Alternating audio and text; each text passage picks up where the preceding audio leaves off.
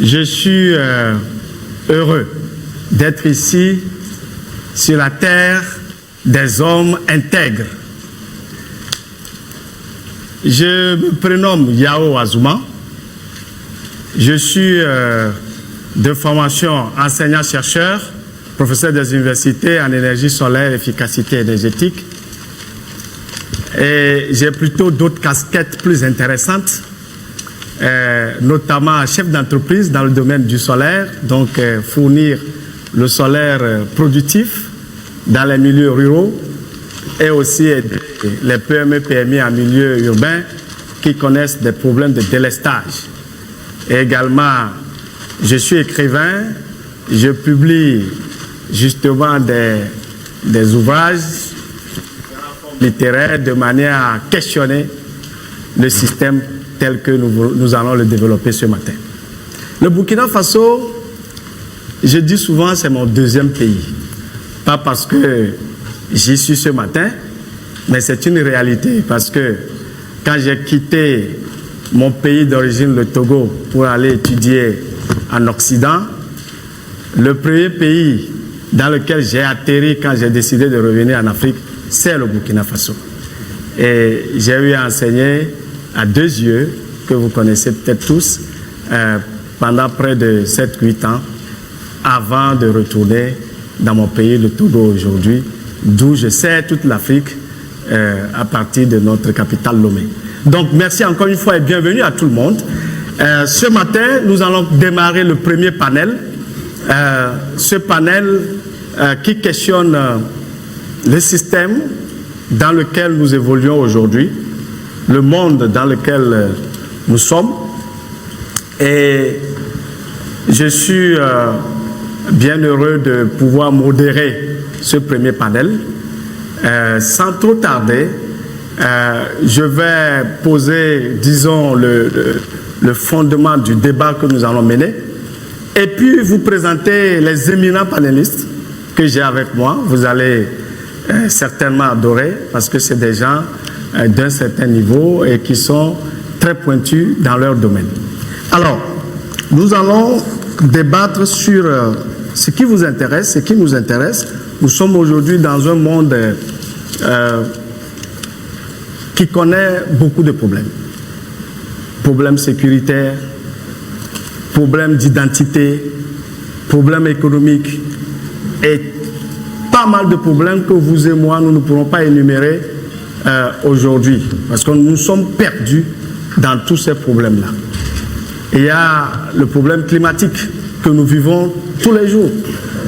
Est-ce que nous allons rester les bras croisés, notre génération, et ne rien faire? Est-ce que nous allons nous plaindre éternellement, penser que c'est les autres? Est-ce que nous allons enfin décider de réfléchir et d'agir pour faire changer les choses? Comment allons-nous prendre pour pouvoir faire bouger les lignes? Voilà autant de questions que nous nous posons tous les jours. Et je me les pose. J'ai quelques réflexions à travers mes bouquins. Ceux qui sont intéressés, je ne vais pas me faire la pub, mais vous pourriez me contacter après cette séance. Il y a une qui m'intéresse souvent, je dis « Génération consciente, changeons ». Voilà. Donc ça illustre un peu ce que nous voulons débattre ce matin. Nous allons le faire avec plusieurs personnalités. Je vais me permettre de les présenter.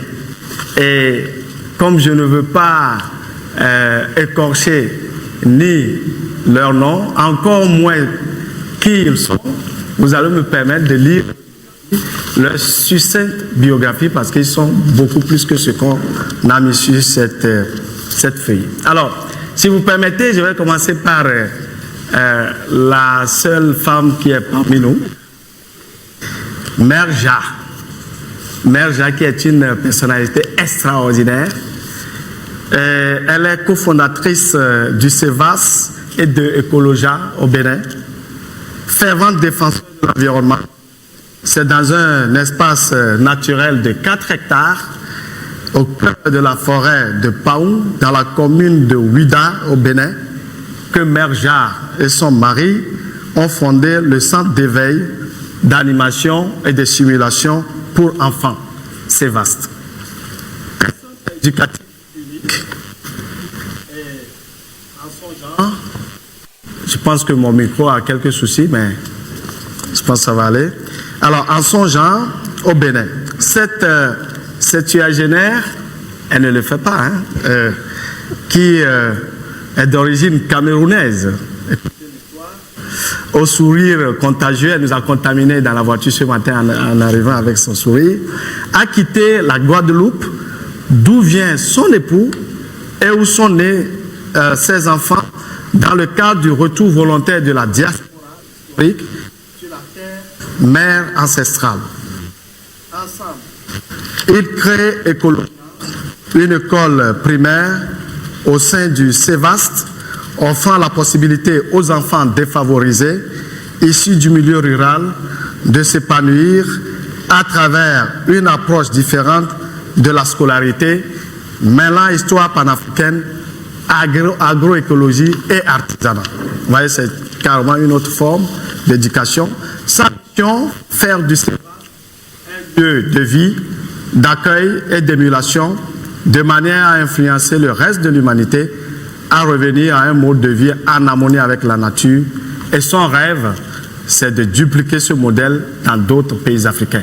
Mesdames, Messieurs, accueillons Merja. Merci. À la gauche de Merja, permettez-moi de présenter une éminente personnalité, M. Gilles Yabi, qui est le fondateur de Think Tank Wati au Sénégal. Gilles est analyste politique et économiste béninois. Il est basé à Dakar. Il est consultant indépendant dans les domaines de l'analyse des conflits, de la sécurité et de la gouvernance politique en Afrique de l'Ouest.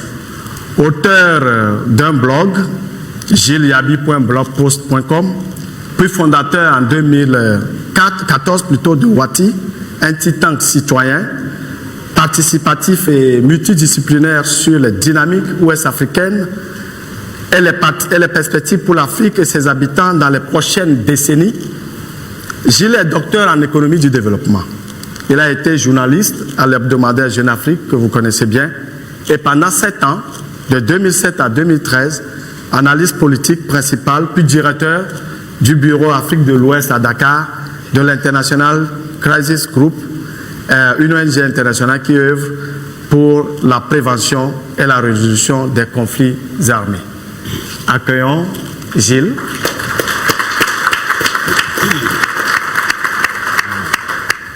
Je continue la présentation des éminents panélistes.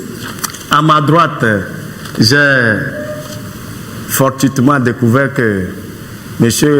Paré est togolais aussi et il vit au Sénégal. Donc, ce n'est pas moi qui ai fait le choix des panélistes. M. Tchalandou Paré est co-directeur régional d'Ashoka Sahel, basé au Sénégal.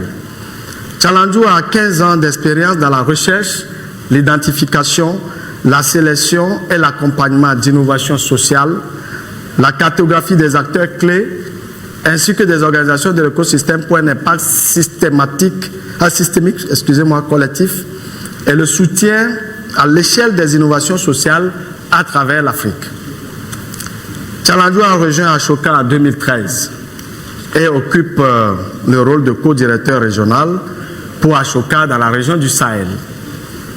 Il œuvre également à la planification stratégique, l'implémentation des projets et programmes, le développement d'outils pour favoriser l'innovation sociale, recherche à l'entrepreneuriat et de changements systémiques dans 9 pays de l'Afrique de l'Ouest.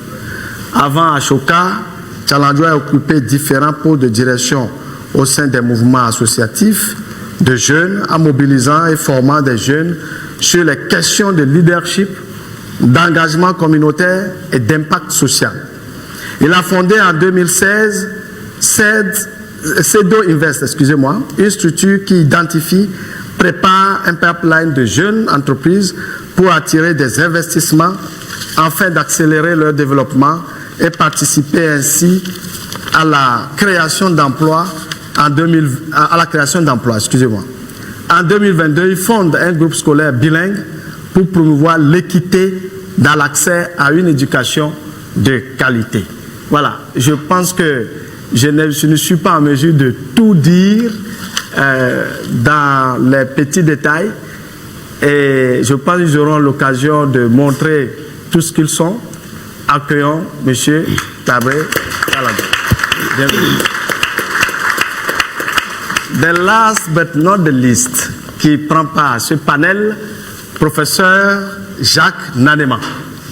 Il est philosophe, professeur titulaire de philosophie, spécialiste de philosophie moderne et contemporaine. Jacques Nanema est enseignant-chercheur à l'université Joseph Kizerbo de Ouagadougou. Il est responsable du Centre de pédagogie universitaire, la structure qui s'occupe de la formation continue des enseignants-chercheurs de l'université professeur Joseph Kizerbo. Il est également responsable d'un master international et pluridisciplinaire sur les questions de développement. Agrinovia, Agriculture, Innovation, Afrique. Il est très actif sur les réseaux sociaux, notamment Facebook. Il publie régulièrement des réflexions sur la philosophie, l'éducation, le vivre ensemble et la gouvernance. Bienvenue, professeur Nanema. Sous vos applaudissements. Voilà, cher public, les éminents panélistes que nous avons pour débattre de comment nous allons repenser le système. Alors, nous sommes impatients de les écouter, donc nous allons leur donner tout de suite la parole. Nous allons commencer par une question générale que j'aimerais adresser à chacun d'eux. Ils vont prendre la parole à tour de rôle pour nous dire, d'après eux, quel portrait dressent-ils aujourd'hui de notre monde et comment ils vivent le monde actuel. Et si vous permettez, j'aimerais commencer par Mercha. Vous avez la parole. Merci beaucoup. Tout d'abord, je salue toute la famille présente ici et je remercie pour cet événement. Respect aux organisateurs. Alors, le monde d'aujourd'hui, c'est vrai qu'il est désaxé, désorienté, enfin, en perdition, égaré. On peut accumuler ces vocables négatifs, mais en même temps, c'est vraiment le moment où c'est devenu tellement vital de trouver des solutions qu'on sent qu'il y a la dynamique qui va nous permettre de transformer les choses, c'est-à-dire retrouver des valeurs essentielles. Donc, c'est ce que nous avons cherché à travers notre vie. Ça fait 50 ans que nous marchons sur cette route et quand nous arrivons à un événement comme ceci, eh bien vraiment, l'espoir est permis. Merci, Merja. Je vais me tourner vers mon ami Paré Taladou pour la même question. Quel portrait dressez-vous aujourd'hui pour le monde actuel et comment vous vivez le monde d'aujourd'hui? Alors, merci beaucoup, très cher modérateur.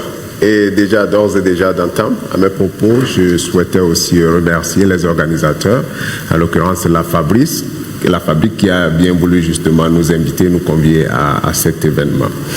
Pour nous, et je me plais souvent à le dire, que nous vivons effectivement dans un monde assez atypique. Mais étant donné qu'il est atypique, c'est le meilleur moment pour nous justement de pouvoir y vivre et d'y apporter nos contributions et nos solutions. Et ceci étant, dans le cadre de nos activités au niveau de Ashoka, conscient de cela parce qu'il y a déjà 4 décennies que nous avions vu venir tous ces défis auxquels nous sommes confrontés.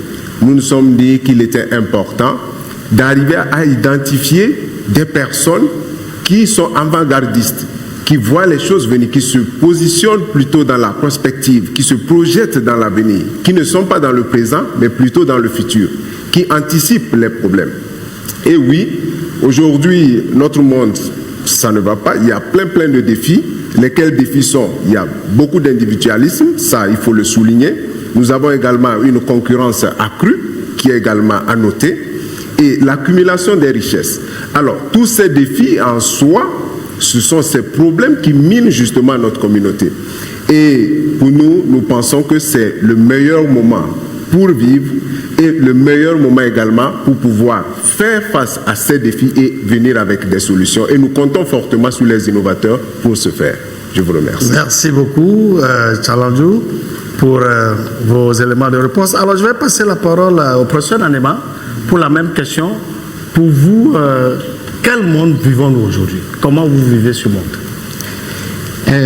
Merci beaucoup pour cette invitation. Merci à tous ceux qui ont contribué, bien sûr, à ce que cet événement soit possible, parce que nous sommes tellement fragmentés dans le quotidien que nous avons besoin de liens et de liens pour nous mettre ensemble, pour nous regrouper et nous aider à regarder ensemble, bien sûr, ce que nous vivons, mais surtout les perspectives d'avenir. Et s'il faut aller vite, puisqu'il faut aller vite, tout est urgent, comme on dit. Et je pense que ce monde est un monde de paradoxes. Et un monde à la fois habité par un potentiel absolument incroyable, parce qu'il y a des gens très intelligents, très originaux, capables de réaliser de belles choses. Mais en même temps, ce monde est un monde de violence, de compétition et de mercantilisme. Tout se vend. Et c'est un monde traversé, bien sûr, par des contradictions, des inégalités, des injustices. Voilà, donc c'est un monde de paradoxes. Donc maintenant, face au paradoxe, face à cette situation critique, et au lieu de choisir de pleurer et de verser des larmes de crocodile, peut-être qu'il vaut mieux, si on a encore un peu d'énergie, il vaut mieux garder ces énergies du désespoir là pour prospecter l'avenir, pour essayer de scruter l'horizon et tracer des chemins pour qu'ensemble on puisse s'en sortir, c'est-à-dire provoquer une sorte de renaissance de l'humanisme. Merci.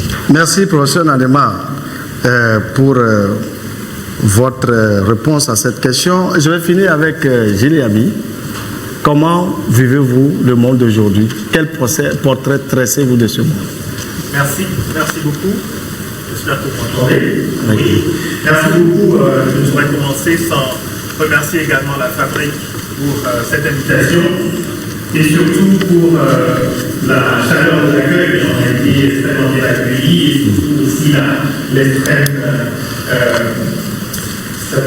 agréable organisation de cet événement. Je crois que le travail bien fait, quel que soit le monde que nous allons mettre en place, nous voulons mettre en place le travail bien intéressant, l'ingrédient le plus important. Donc merci beaucoup pour cet événement.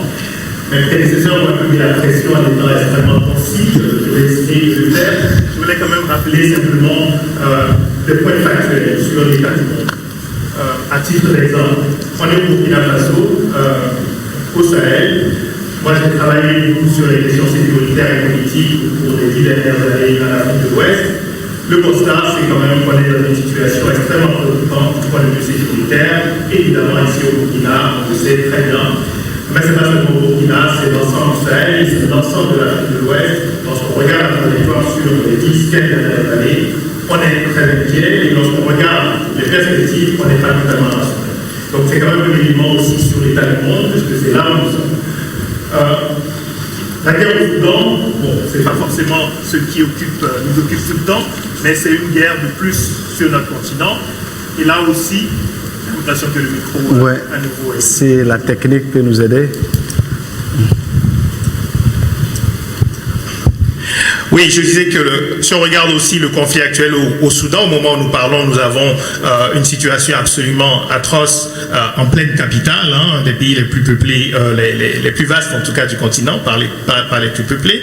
Et ça aussi, ça nous interpelle sur le trop grand nombre de conflits armés sur le continent. La guerre en Ukraine, bien sûr, qui occupe beaucoup l'actualité internationale. On a raison d'être préoccupé aussi par cela. C'est pas parce que c'est loin que cela ne nous concerne pas. Ce qui se passe, aussi évidemment une course aux armements lorsque vous avez une guerre de ce type-là. Ce qui se passe, c'est aussi un contexte géopolitique d'une bataille entre deux grandes puissances qui va s'accentuer, la Chine et les États-Unis. Et là aussi, avec des questions qu'on doit se poser sur ce que cela signifie, sur la possibilité d'avoir des guerres plus importantes dans les années à venir. Dernier constat peut-être aussi, ou avant-dernier, le changement climatique, hein, cela a été mentionné. Lorsqu'on est au Sahel, évidemment, on se demande ce que ça peut être si on a quelques degrés encore de plus. Et donc, c'est évidemment aussi une préoccupation majeure pour nous en ce moment. Mais le dernier élément, et cela me semble important, lorsqu'on regarde l'état du monde, on le fait toujours en oubliant peut-être que nos vies sont très limitées, elles sont très courtes, hein, lorsqu'on regarde la durée de l'humanité, et qu'on oublie parfois aussi qu'il ne faut pas idéaliser le passé, qu'il y a des progrès économiques et sociaux, technologiques énormes qui ont été faits, que nos parents ou nos grands-parents ont connu dans notre région, hein, la colonisation, et donc le manque totalement de contrôle sur l'avenir, et donc ne pas avoir seulement une vision négative, avoir aussi la réalisation qu'au fond, nous avons une responsabilité en tant que génération et qu'aujourd'hui, le fait de voir, par exemple, l'entrepreneuriat social, autant d'actrices et d'acteurs qui font des choses, cela nous donne l'indication que nous pouvons apporter notre contribution. Donc voilà, une vision un peu nuancée de l'état du monde. Merci. Merci beaucoup, cher Gilles. Le tableau est assez sombre et nous interpelle. Et comme on a des éminences parmi nous, j'aimerais maintenant que chacun dans sa spécialité nous dise des choses de façon plus précise. C'est pour ça que j'aimerais interpeller le professeur Nadema pour qu'il nous dise, d'un point de vue purement philosophique, professeur, qu'est-ce qui ne tourne pas rond aujourd'hui dans notre monde, dans notre système mondial? Et quelles sont les raisons fondamentales à cela, d'un point de vue purement philosophique? Bon, je ne suis pas sûr que j'ai la réponse, ou la réponse idéale, mais il est évident que je vais peut-être commencer par rappeler que Edgar Morin, et que certainement beaucoup d'entre vous connaissent, a écrit un certain nombre d'ouvrages ces dernières années. Et il y a un de ces ouvrages qui s'intitule « Vers l'abîme, point d'interrogation ». Bon, où il dépeint en tout cas le processus terrible et tragique par lequel, malgré toutes les capacités, malgré tout le potentiel dont l'humanité est armée, cette humanité précipite d'une certaine façon sa propre chute et crée aussi les conditions de détérioration de son habitacle qu'est le monde. Donc, est-ce que nous sommes en train d'aller vers l'abîme ? Je pense que cette question mérite d'être posée parce que si on se soucie de soi-même, des autres et de tous ceux qui vivent ici et maintenant, il me semble qu'on est bien obligé quand même de se demander si l'extrême vulnérabilité dans laquelle nous sommes ne nous expose pas à une disparition prochaine. Et derrière cette question d'Edgar Morin, je pense qu'en fait il faut voir des choses qui ont commencé, un cauchemar, disons, qui a commencé depuis très longtemps. Et je disais tout à l'heure que le monde était un monde de paradoxes parce qu'il y avait à la fois de belles choses, de choses formidables, de progrès technologiques, scientifiques, mais qu'en même temps l'homme était capable d'installer des injustices, de créer de la pauvreté et de créer des souffrances parmi les gens de la société, les gens du monde ici. Et je dois rappeler simplement que, de mon point de vue, il faut aller chercher peut-être une origine, une explication lointaine de cet état de fait aujourd'hui dans ce que j'appelle le prométhéisme. Et bien sûr, je vais parler de l'Antiquité, donc de ce mythe de Prométhée, et bien sûr qui est celui qui vole le feu aux dieux pour remettre à l'homme, afin que l'homme assume son existence et ne se contente plus de vivre comme un animal ordinaire. Et donc, forcément, ça c'est déjà une manière de mettre l'homme debout, homo erectus, donc de le dresser pour qu'il soit en mesure de créer par les arts, par la technique, par les sciences, par la culture, qu'il réalise véritablement sa vie au lieu de subir sa vie comme les animaux ordinaires. Ça, on peut considérer que c'est déjà quelque chose de formidable parce que l'homme a un statut spécial dans le monde. Ça nous fait plaisir parce que c'est un peu de l'anthropocentrisme. Nous considérons que par rapport aux animaux, par rapport à la terre, à la nature, que nous valons mieux, donc il faut absolument soigner cette belle créature de Dieu, puisque les religions aussi vont reprendre ce schéma en montrant que l'homme est une éminence par rapport à tout ce qui existe. L'homme a une qualité spécifique. Donc ce que j'appelle le prométhéisme, c'est bien sûr d'abord ce premier moment qui redresse l'homme et qui l'isole par rapport au monde, qui l'isole par rapport à la nature, qui l'isole par rapport aux animaux ordinaires. Et Descartes, dans la période moderne, va aller même jusqu'à considérer que les animaux étaient comme des machines. Donc on ne voyait pas de sensibilité. Donc c'est comme s'ils ne souffraient pas. Donc ça veut dire qu'on peut continuer de les abattre comme on veut. Et donc d'une certaine façon, ce mythe de l'Antiquité qui trouve une sorte de répondant dans la période moderne avec Descartes, penseur du cogito ergo sum, tout le monde connaît ça, je doute donc je suis, mais surtout penseur de l'homme comme un sujet, comme un être opposé à la nature, opposé au monde. Donc vous voyez déjà peut-être la violence de cette opposition, mais en tout cas, Descartes érige l'homme en substance pensante, donc en une capacité intellectuelle de rationalité discursive, c'est-à-dire d'une intelligence qui est capable de décortiquer les choses et d'entrer dans le mystère des choses pour en finir avec toutes sortes de mystères et faire en sorte que l'homme puisse devenir comme maître et possesseur de la nature. Et bien sûr, maître et possesseur de lui-même, puisqu'il faut apprendre à se maîtriser pour pouvoir aussi être capable de maîtriser le monde.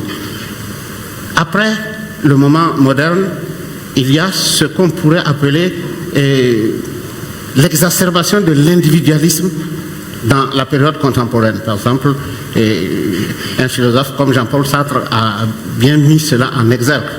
Et il se trouve qu'un philosophe français du nom d'Emmanuel Mounier, qui est le père, enfin, qui est une des figures fondamentales de ce qu'on appelle la révolution personnaliste et communautaire, a écrit un ouvrage qui s'appelle Introduction aux existentialismes, où il prend le soin de dire que notre monde est bien sûr en crise, notre monde court bien sûr à sa faillite, parce que ce monde est dominé par une sorte de dérive économique, de dérive marchande, qui fait que la personne humaine perd bien sûr de sa valeur. Il y a comme une sorte de processus de dépersonnalisation des hommes. Et il dit, faisons attention parce que la personne n'est pas à confondre avec l'individu. L'individu, c'est un être qui est isolé, qui est sans attache et qui ne rêve que de compétition où il va triompher. Tandis que la personne, c'est un être en relation, c'est un être de relation, c'est un être qui est situé dans une famille, qui est situé dans un milieu donné, qui est situé dans des interactions avec ceux qui sont plus ou moins proches de lui, mais qui aussi aspire à penser ce qui vient après la mort. Donc d'une certaine façon, Emmanuel Mounier propose quelque chose de nouveau, c'est-à-dire une nouvelle vision de l'homme comme personne, c'est-à-dire comme un être en relation avec les autres, mais bien sûr en relation avec le monde, donc qui n'est plus en hostilité fondamentale avec le monde. Donc ça veut dire que nous pouvons par exemple penser que l'écologie, que le souci de l'environnement, le souci d'une exploitation intelligente et concertée de la nature, des ressources naturelles, c'est quelque chose d'important et qu'on ne peut plus se permettre de gaspiller tout puisque le monde nous a été prêté et qu'il nous faut le laisser en meilleur état qu'on l'a trouvé parce qu'il y a des générations à venir et parce que nous continuons de faire des enfants. Au Burkina Faso, on continue de faire des enfants. Au Sénégal, on continue de faire des enfants. Merci, professeur Nanema. Merci. J'aimerais juste partir sur votre dernier développement et me tourner vers justement Mère Jacques pour demander est-ce qu'aujourd'hui le relationnel homme-nature est-il en panne et est-ce que c'est ça qui fait qu'on a des problèmes tout simplement parce que nous n'avons plus de bons relationnels avec notre nature? Oui, tout à fait. Et je pense qu'à un moment, l'homme est devenu trop orgueilleux. L'homme s'est laissé fasciner par son savoir, par ce qu'il découvrait, et s'est cru hors de la nature, alors qu'il est la nature, il est dedans. Lorsque on détruit la nature, on détruit l'homme. Donc il faut que l'homme se resitue dans sa dimension totale. Nous avons été confrontés à un savoir qui est un savoir parcellaire. Alors qu'à l'origine, nous, en tant que peuple aîné, en tant que grand frère de l'humanité, nous avions une vision holistique. Nous savions qu'il y avait une interaction entre toutes choses. Et ayant perdu ça, nous aussi, nous nous sommes laissés séduire par l'avoir au lieu de l'être. Et aujourd'hui, nous nous trouvons dans une crise de l'être à tous les niveaux, qu'elle soit au niveau de la nature, la crise climatique, la couche d'ozone, tout ça, mais l'être aussi, parce que l'homme a possédé tellement de choses, mais n'a toujours pas retrouvé la paix intérieure, l'essentiel. Le premier droit de l'homme devrait être le droit au bonheur. Et ça, c'est au niveau de la nature qu'on le trouve. C'est quand on arrive à retrouver l'harmonie entre eux, parce que la nature, finalement, elle nous amène jusqu'à la source intarissable. Alors certains l'appellent Dieu, enfin on peut donner, mais c'est-à-dire qu'il faut quand même pouvoir retrouver l'échelle réelle de cet univers. Donc la nature, c'est fondamental. C'est fondamental par exemple, au niveau de nos enfants, ce qui est choquant, c'est quand on parle de nature, on dit la brousse. Nous-mêmes, déjà, on le déprécie. Et ça, c'est grave, parce qu'on devient ainsi complice de cette situation. Donc, voilà, je pense qu'il faut vraiment rétablir les choses. Merci beaucoup, Merja. Et cher Gilles, si je reviens purement d'un point de vue africain, dans les pays africains, est-ce que nous avons droit aujourd'hui au premier droit de l'homme, droit au bonheur, tel que Merja l'a dit aujourd'hui? Est-ce que, de votre expertise politico-économiste, les systèmes politiques adoptés actuellement dans les pays africains sont-elles à la base de nos problèmes particulièrement? Est-ce que l'individualisme dont vos prédécesseurs ont mentionné dans leur discours, est-ce que ces systèmes ne permettent pas de cultiver justement cet individualisme plutôt que le collectif qui doit exister visiblement? Oui, je crois que l'environnement, la destruction de la nature, c'est peut-être un très bon exemple justement pour montrer à quel point les systèmes politiques, les institutions politiques, de mon point de vue, sont absolument centrales pour tout, pour absolument tous les domaines. Si on prend l'individu rationnel, effectivement, qui essaie de survivre, on peut comprendre qu'il aille couper du bois, par exemple. Et on a dans notre région, dans tous les pays de la région quasiment aussi, une destruction incroyable des forêts. Et évidemment, si tout le monde fait ça, on se rend bien compte du problème, que la ressource s'épuise et qu'on a une destruction finalement de ce qui permet collectivement à une communauté de survivre. Et c'est pour ça qu'il faut des règles, c'est pour ça qu'il faut des institutions. Si on prend le domaine de la sécurité, j'y reviens parce que c'est quand même, à mon avis, l'un des défis les plus importants aujourd'hui et aussi demain. Parce que la situation sécuritaire actuelle dans la région, ce qu'elle implique, au-delà des morts, au-delà des victimes immédiates, c'est aussi le sacrifice de l'éducation, par exemple. Qu'est-ce que ça implique, le nombre d'écoles fermées au Burkina, au Mali, qu'est-ce que ça signifie pour l'avenir? On ne parle pas d'un avenir lointain, on parle d'un avenir assez immédiat. Et là aussi, on revient sur la question politique. Lorsqu'on fait les analyses de la situation sécuritaire dans la région, on met beaucoup l'accent sur des facteurs de court terme, des facteurs déclencheurs, la crise en Libye, les acteurs extérieurs, les groupes armés, ce sont des réalités, ce sont des éléments très importants de l'analyse. Mais moi, j'insiste toujours beaucoup sur le contexte. Ce qu'on observe, c'est la rapidité avec laquelle nos États peuvent s'effondrer. Ce qu'on observe, c'est la rapidité avec laquelle nos sociétés peuvent se déliter. Ce qu'on observe, c'est notre incapacité à mettre le doigt sur nos fragilités structurelles. Et sur toutes ces questions-là, on retrouve la question de l'État.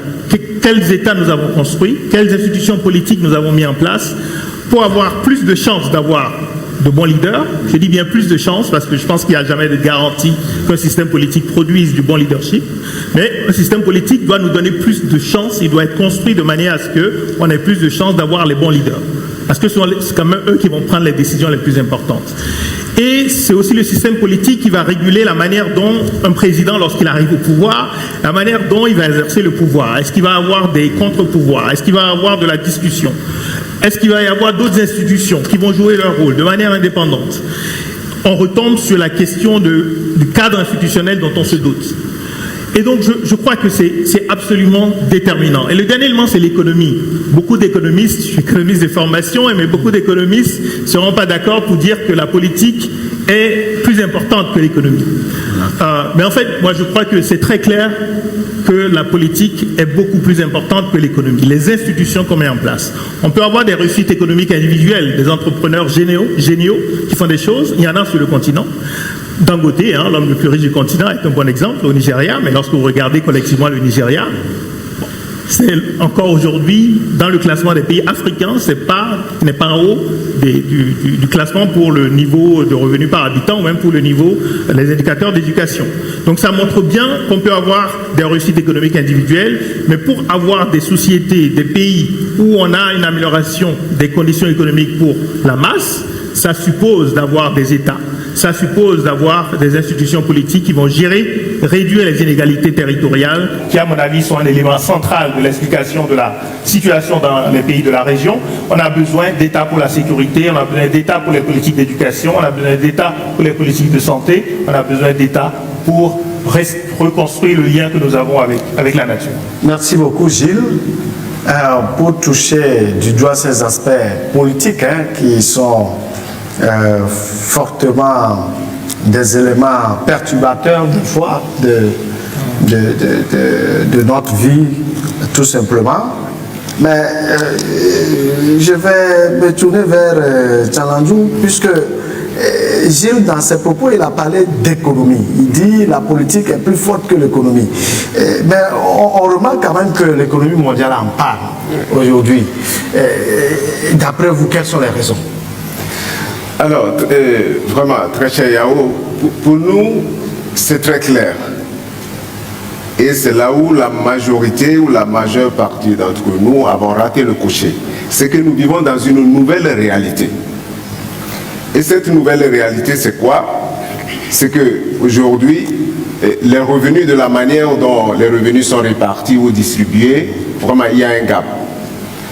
L'autre point, peu importe la nature en termes idéologiques ou en termes politiques, peu importe ce qui est mis en place, aujourd'hui il n'y a pas une société qui puisse nous dire que voilà, nous avons mis en place un modèle qui marche à 100%. Il y a toujours des couacs. L'autre point aussi, il est à noter, à constater que dans nos pays, de plus en plus, nous avons cette fissure, cette cassure où il y a deux entités qui se regardent, permettez-moi l'expression, en chien de faille, c'est-à-dire il y a les nous et les eux. Et ça crée souvent beaucoup de divergences. Et du coup, ça se multiplie. C'est pour cela qu'on verra des crises, parce qu'il y a certaines personnes qui constatent ou qui se disent qu'elles sont marginalisées ou elles sont maltraitées, et du coup, elles revendiquent leurs droits. Donc c'est ce que nous appelons les nous et les eux. Et l'autre point, c'est que dans le tournant historique, nous étions depuis 1700, où nos économies étaient plus des économies de répétition, c'est-à-dire on apprenait des compétences ou des aptitudes pour réaliser des tâches spécifiques. L'exemple du boulanger, tu dois pétrir le pain, envoyer au niveau du four, et puis c'est de la répétition. Et je pense qu'il y a plein d'économistes qui ont eu à théoriser cela, nous n'allons pas revenir là-dessus. Mais ce temps, il est révolu. Mais est-ce que nous avons compris que nous devons maintenant nous aligner sur une nouvelle façon de faire, une nouvelle façon de penser? Et je pense que c'est là où justement la machine n'a pas su s'adapter. Donc quand je reprends justement les propos de mon cher ami Gilles, ce que moi j'entends et ce qui est important de noter, c'est que la seule constance dans ce monde, c'est le changement. Mais est-ce que nous, en tant qu'être humain, individu, nous sommes justement prêts à faire face à ce changement, à être résilients et surtout à être agiles. Parce que nous avons des structures figées qui ont de la peine justement à s'adapter quand il y a des défis. Et l'autre point, très rapidement, c'est qu'il y a justement un besoin de pouvoir mettre en place des structures où tout individu au sein d'une société comprenne que quand il y a des défis, c'est important pour moi de pouvoir apporter une réponse à mon niveau. D'où également la nécessité d'avoir, oui, des institutions fortes, mais nous pensons que le système éducatif, c'est là où lui, il joue un rôle central. Et moi, j'ai été vraiment très très heureux quand, à l'entame justement de cette rencontre, nos amis de la fabrique ont eu à projeter ce film où nous avions vu des enfants d'une école qui ont commencé justement à, j'allais dire, essaimer cette façon et cette nouvelle façon de voir les choses. Parce que nous croyons fondamentalement que oui, la machine, elle est grippée, mais ce n'est pas la fin du monde. Il y a toujours des solutions. Et ces solutions, certes, on pourra commencer justement à faire à travers les enfants. Merci, cher Tchaladjou, de parler de solutions. Justement, tout à l'heure, vous avez parlé des causes, des problèmes qui nous ont conduits ici aujourd'hui. Mais je ne vais pas vous laisser partir si, et je suis sûr que le public est avec moi, si vous ne nous donnez pas des éléments de solution. Chacun dans son domaine. J'aimerais commencer avec toi, Tchaladjou. Dis-nous, est-ce qu'on doit abandonner le système économique actuel? Est-ce qu'on doit changer radicalement les choses? Comment devons-nous prendre aujourd'hui avec l'économie mondiale? Alors, well, pour nous, c'est très clair, hein, et nous le disons, la seule constante ici-bas, dans ce monde, c'est le changement. Le changement, il viendra, c'est dans la nature humaine, c'est comme ça. Et de fait, au regard de cette nouvelle réalité, il est important justement de venir avec une nouvelle structure. J'échangeais avec ma très chère amie, la mère Dia, et nous nous sommes rendus compte, et ça très tôt, sur la base du travail de ces innovateurs que Ashoka appelle des entrepreneurs sociaux. Ce sont des hommes et femmes qui apportent des solutions extraordinaires. Et nous aurons l'occasion de vous donner quelques exemples, parce qu'il en existe ici, au niveau du Burkina Faso, où on a une forte communauté. C'est qu'il y a lieu de cultiver ce que nous appelons l'empathie. Et l'empathie, justement, c'est quoi? C'est cette aptitude ou cette capacité qu'a un individu de se mettre à la place de l'autre, de se projeter, de se dire, mais si telle chose, si j'ai telle réaction vis-à-vis de tel individu, voici l'impact que ça va. Et si c'était moi? Donc, quand il y a justement, ou, comme nous plaisons à le dire, les nous et les eux qui gardent justement toutes les richesses, ce que nous faisons, nous leur disons que non seulement nous allons vous retirer ces richesses-là, mais aussi nous allons empêcher à vos enfants de pouvoir atteindre ou avoir les mêmes privilèges. Et du coup, qu'est-ce que ça crée? Ils sont dans une colère et ce qui entraîne un cycle de violence. C'est normal, parce que l'homme cherche toujours à préserver ses acquis. Donc ce point d'empathie, il est très important. Nous sommes dans un monde également globalisé et de fait, il y a lieu de cultiver ce que nous appelons l'esprit d'équipe, le travail d'équipe. Parce que nous venons de divers horizons. Et ça, c'est des aptitudes, c'est des compétences. Nous en avons besoin, surtout à ce nouvel... Pour être adapté, non, vous n'allez pas pouvoir saisir les opportunités. Elles vont vous échapper. Justement, quelle forme d'économie nous permet d'avoir ces gens de... Alors, une forme d'économie, ce serait difficile justement à mettre un nom. Pour nous, ce qui est intéressant, c'est de promouvoir ce que nous appelons l'entrepreneuriat social. Et d'ailleurs, c'est ce qui nous réunit ici. L'entrepreneuriat social en soi, vous dit qu'il y a des hommes, des femmes, qui justement réfléchissent aux solutions. Ne sont pas arc-boutés problème. Ils ne se disent pas, ben écoute, moi je suis attentiste, soit c'est l'État ou c'est X ou Y. Non. Quelle peut être ma contribution? Et c'est d'où justement vient le changement. Parce qu'on ne se dit pas que ça ne marche pas, on se dit, qu'est-ce que je peux faire pour que ça marche? Très bien, merci. Monsieur Giriabi, qu'est-ce que je peux faire pour que ça marche? On parle d'entrepreneuriat social. D'après vous, les choix politiques que nous faisons en Afrique, quel impact ils ont sur les modèles économiques? Voilà, quel choix politique aujourd'hui et pour quel modèle économique? Comment est-ce que le politique peut encourager l'entrepreneuriat social ou autre forme qui nous permettrait de vivre mieux? Merci beaucoup. Alors, ça me permet de revenir juste parce que je pense qu'il y a une continuité avec la question précédente sur pourquoi est-ce que je pense que les institutions politiques sont centrales. Si vous prenez l'exemple du Sénégal, puisque je vis au Sénégal, tout le monde a suivi les événements de ces derniers jours. Le coût économique, déjà aujourd'hui, de ces événements, c'est plusieurs milliards. C'est énorme.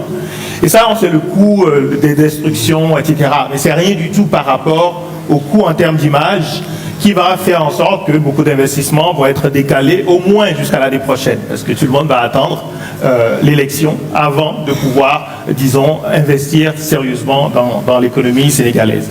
Et ça montre que un pays... Le plus dur, c'est la perte humaine, il faut le souligner. Oui, c'est bien sûr. Ça n'a même pas de prix. Absolument, absolument. Mais il ne faut pas oublier aussi, lorsqu'on parle des coûts économiques, qu'en fait, c'est des coûts humains.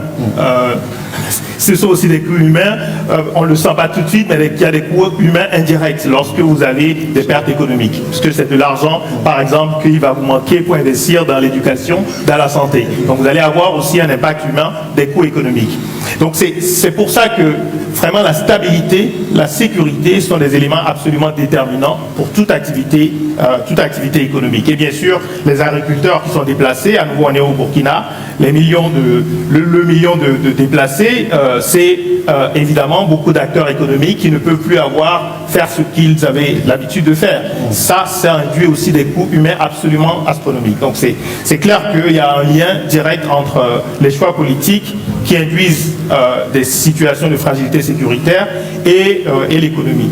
Bien sûr, ce qu'il faut faire, il y a plusieurs éléments. Le premier élément qui me semble être important, parce qu'il y a un débat aujourd'hui que j'entends beaucoup dans la région et au sein des jeunesses de la région sur la démocratie qui aurait échoué.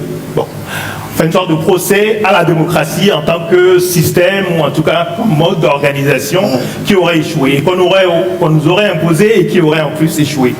Je pense qu'il faut clarifier ça parce que c'est une question extrêmement importante. C'est comme si vous êtes malade, vous allez voir un médecin qui vous prescrit 2 médicaments. Okay?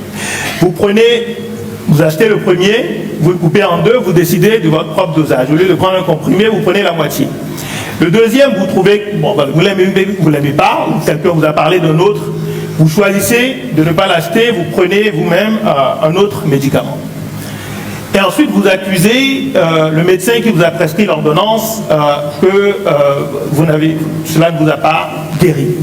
Je crois qu'on peut faire le parallèle avec ce qu'on dit aujourd'hui sur la démocratie. Je connais très peu de pays de la région qui ont mis en œuvre leur propre constitution. Les institutions sont définies dans la constitution, les règles sont définies. Je ne connais pas de constitution dans la région qui estime qu'il faut, par exemple, voler de l'argent public. Okay? Je ne connais pas de constitution qui, tolère un certain nombre de malversations dans l'administration ou une politisation de l'administration publique.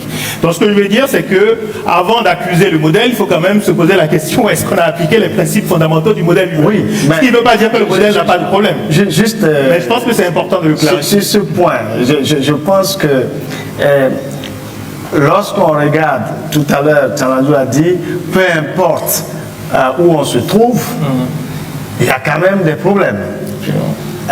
Et nous, en Afrique, justement, est-ce que nous avons un modèle? Oui. Parce que jusqu'alors, même quand on parle de démocratie, je me pose la question de laquelle parlons-nous? Est-ce que nous avons adopté une forme de démocratie qui soit compatible avec notre façon de vivre? On a fait des choix. On a fait des choix politiques au début, après les indépendances. Évidemment, ces choix ont été fortement influencés par l'organisation politique qui a été imposée et qui est restée. D'ailleurs, une grande dimension autoritaire des pouvoirs, en fait, elle est directement liée à la colonisation qui était évidemment un pouvoir autoritaire. Et si l'armée a pris le pouvoir dans beaucoup de pays après l'indépendance ou quelques années après, c'est aussi parce que ce sont des armées qui sont héritées de la colonisation.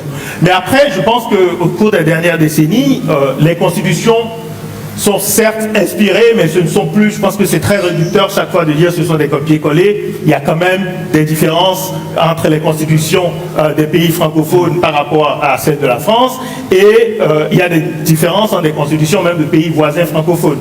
Rien ne nous empêche d'innover sur le plan institutionnel et d'estimer que si nous voulons changer des éléments dans l'organisation du pouvoir, dans même la manière de nommer nos institutions, rien ne nous empêche de le faire.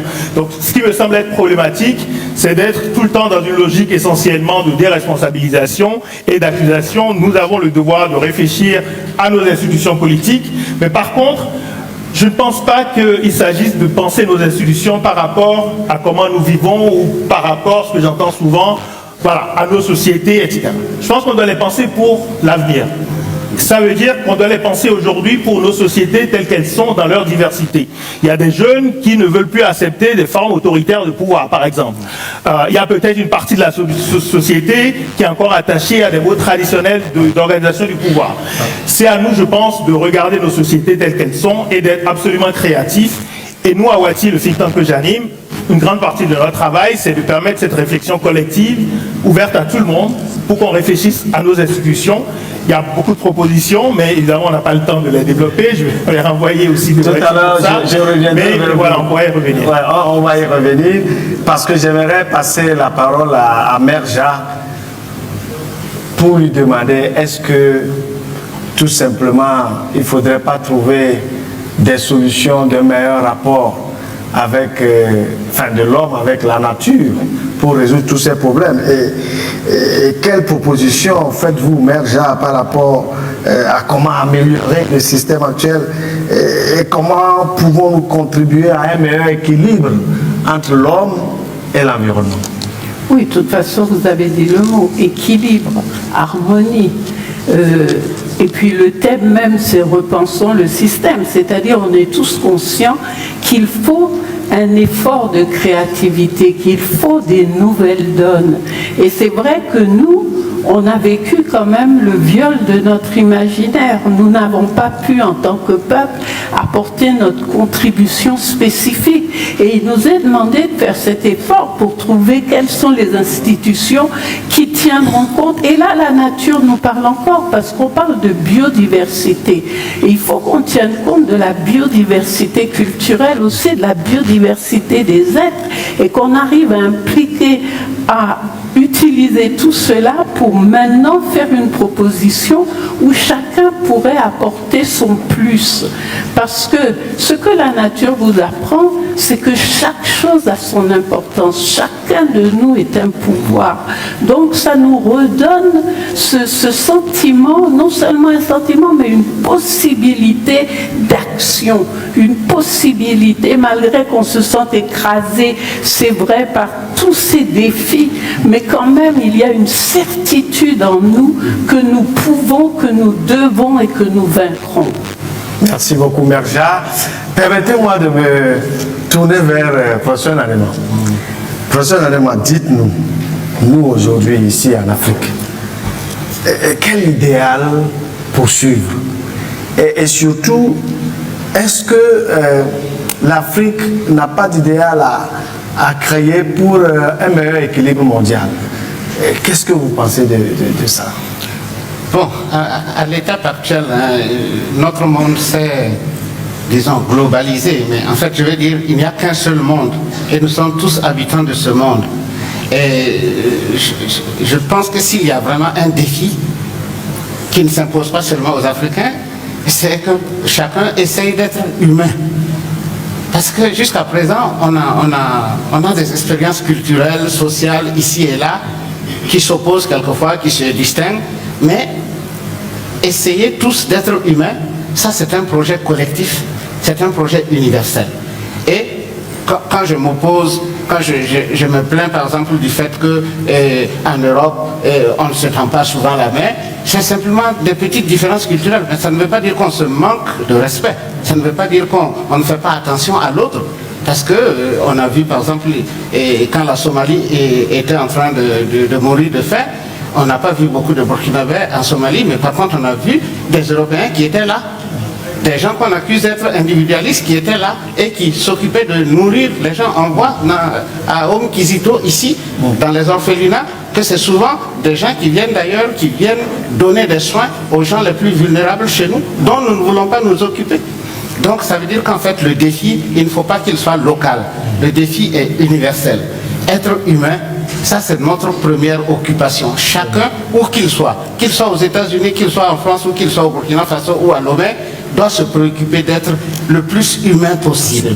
Mais cela passe chez nous par une victoire contre quelque chose d'obséquieux, quelque chose d'invisible qui doit s'appeler l'afro-pessimisme. Et bien sûr, ce que nous affrontons dans cette maladie absolument chronique et dangereuse, bien pire que le paludisme et le sida et tout le reste, et la Covid, c'est justement cette auto-paralysie de chacun de nous qui fait que je me contente de la médiocrité dans laquelle je suis au lieu de rêver d'excellence. Et l'excellence suppose bien sûr de déployer de la créativité, comme Madame a dit tout à l'heure, une créativité solidaire, c'est-à-dire une créativité qui fasse que, comme tous les artistes dans ce pays ou dans ce monde, c'est pas parce qu'il y a un désordre du monde que les artistes ne continuent pas de créer, que les artistes ne continuent pas d'enchanter le monde, que les artistes ne continuent pas de nous titiller, de nous forcer à nous poser des questions pour réapprendre à vivre et réapprendre à inventer l'humanité.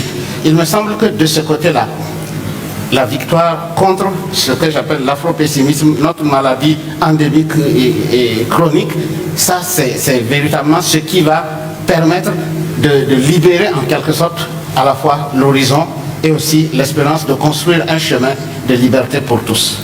Merci beaucoup, professeur. Création solidaire, le terme est lâché. Et puis, ne pas voir uniquement la chose sur le plan local, parce que nous sommes aujourd'hui un village global. Ce qui se passe à Londres a des impacts ici à Ouagadougou et vice-versa. Mais finalement, cette création solidaire, cher Tchalandjou, c'est pas ça dont on nomme aujourd'hui l'entrepreneuriat social. Est-ce que, au final, ce n'est pas l'entrepreneuriat social qui va nous permettre d'être plus humains les uns avec les autres? Oui, là, notre réponse est claire. Hein? C'est un oui et un oui bien articulé.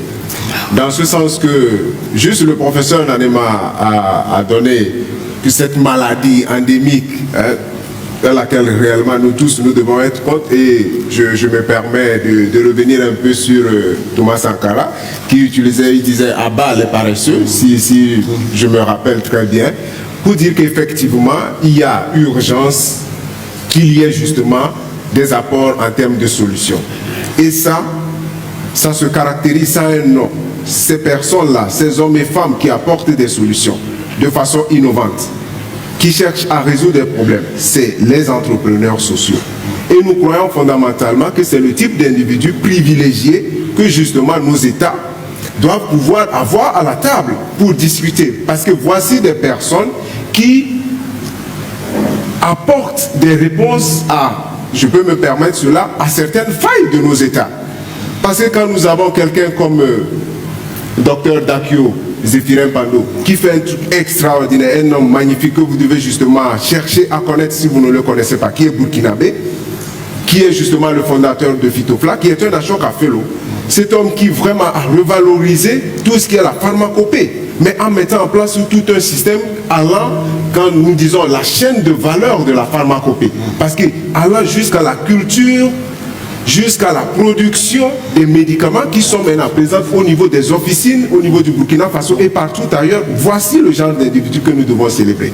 Que ce soit cet homme, Savadogo, qui est justement Waïgouya, qui fait un travail magnifique pour accompagner les agriculteurs qui font face à des pertes post-récolte. Vous savez combien ça coûte justement à nos agriculteurs qui sont dans des zones reculées, qui ne peuvent même pas stocker leur production et de faire perdre énormément d'argent. Mais lui, il est venu avec un système ingénieux pour pouvoir accompagner. Voici le type de modèle qu'il faut justement soutenir. Et pour vous donner encore un exemple, surtout parce qu'on parle de politique, de système, nous avons ce jeune au niveau du Sénégal, Soubel Aziz Ngom, qui justement fait un travail formidable. Il a créé son organisation qui s'appelle Social Chain Factory, qui capacite, outille les jeunes à être solution Parce que nos jeunes, justement, pour majeure partie du temps, sont vus comme des problèmes. Mais nous devons justement capitaliser sur ce dividende démographique. Permettez-moi, il est parti au-delà. Aujourd'hui, c'est un interlocuteur privilégié des pouvoirs publics parce qu'il est arrivé justement à organiser les associations de jeunes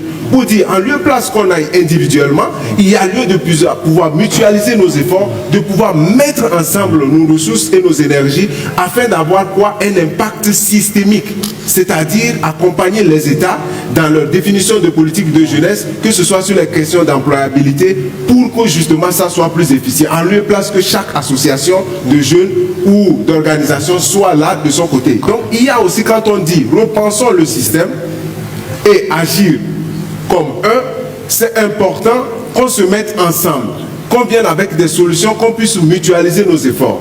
Et donc c'est un appel pour nous réellement. Nous pensons merci beaucoup, parce qu'il y a le temps. Et puis le public, je pense qu'il est impatient de vous poser des questions. C'est pour ça que, si vous permettez que je finisse avec mon cher ami Gilles Yabi, pour lui poser la question. Voilà, on a des solutions. On a l'entrepreneuriat social. On a cet appel du collectif pour penser comme un, pour agir comme un. Mais quand on regarde nos situations politiques, j'ai envie de vous demander quel modèle politique peut permettre pour qu'on puisse développer tout ça et avoir des entrepreneuriats à visage humain, comme on le souhaite, en harmonie avec l'environnement, basés sur des systèmes éducatifs solides, tels qu'on a vu les enfants qui commencent à penser à un monde meilleur. Merci beaucoup. Vaste question. Je pense que je peux prendre l'exemple de l'entrepreneuriat social qui vient d'être donné pour montrer que, en fait, les institutions permettent de stabiliser un certain nombre de choses et de les mettre à un autre niveau, justement pour arriver à l'impact systémique qui vient d'être mentionné. On peut avoir dans nos constitutions une sorte d'obligation de consultation d'acteurs de la société dans différents domaines. Pas un conseil économique et social et environnemental où on a un dispositif de nomination où très clairement c'est plutôt souvent un moyen de récompenser un certain nombre de personnes, mais réellement de s'assurer d'avoir des institutions qui vont rendre systématique et en fait obligatoire la consultation, l'esprit de consultation. Je le dis parce qu'on a publié un document après Covid, leçon de Covid-19 pour la gouvernance politique. En regardant ce que les gens ont fait en Asie, ce que les gens ont fait en Europe, mais tout de suite vous avez eu des gouvernements qui se sont assis avec des scientifiques, qui se sont assis avec des acteurs économiques pour réfléchir. Comment est-ce qu'on répond à une crise comme celle-là? Pourquoi est-ce qu'on ne serait pas capable d'institutionnaliser ce type de dispositif, à la fois de manière permanente, mais aussi évidemment qu'on peut activer et renforcer en période de crise. Beaucoup d'éléments peut-être à partager, mais comme on n'a pas beaucoup de temps, je pense qu'un élément central lorsqu'on doit réfléchir au changement politique qu'on doit mettre en œuvre, c'est de quoi on parle. Je crois qu'il faut partir des pratiques politiques réelles. C'est pour ça que j'ai donné l'exemple tout à l'heure de la démocratie. Regardons aujourd'hui comment est-ce qu'on arrive au pouvoir, qui arrive au pouvoir, quels sont les facteurs qui font en fait que telle personne devient président ou ministre. Regardons comment est-ce qu'on gère le pouvoir, regardons le fonctionnement de nos administrations, le lien entre la politique et l'administration.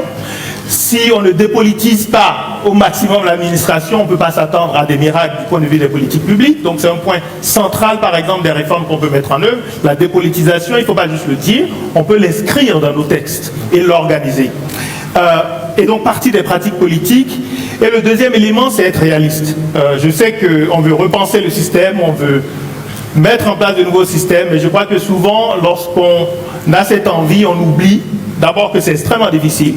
Ensuite, qu'un système il fonctionne au bénéfice de certaines personnes, de certains groupes. Et donc, lorsque vous pensez à repenser le système, il faut aussi anticiper les obstacles à ce que vous voulez faire. Et donc, être aussi réaliste dans l'approche à adopter pour changer nos modèles politiques. Je ne pense pas qu'on ait besoin de vastes bouleversements. Et je termine sur ça. Le fait d'englober et de dire l'Afrique chaque fois, je pense aussi que ça nous conduit un peu à de la paresse. Il y a le Cap-Vert, il y a le Botswana, il y a des pays africains qui fonctionnent beaucoup mieux que d'autres, y compris sur le plan de la gouvernance politique.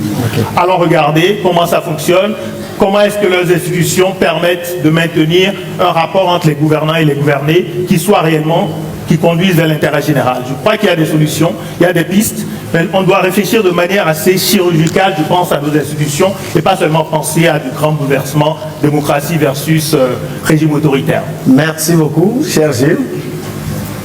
Eh bien, cher public, vous avez assisté, comme moi, les interventions de nos différents panélistes. Oui. Certainement, ça a suscité des questions, des commentaires à vos niveaux. Eh bien, c'est le moment de vous donner la parole, d'intervenir, de poser des questions aux panélistes. Allons chercher tout ce qu'ils ont à leur niveau. Ce sont des spécialistes pointus pour que nous puissions réellement penser le système. Voilà, donc vous pouvez les applaudir très, très, très fort.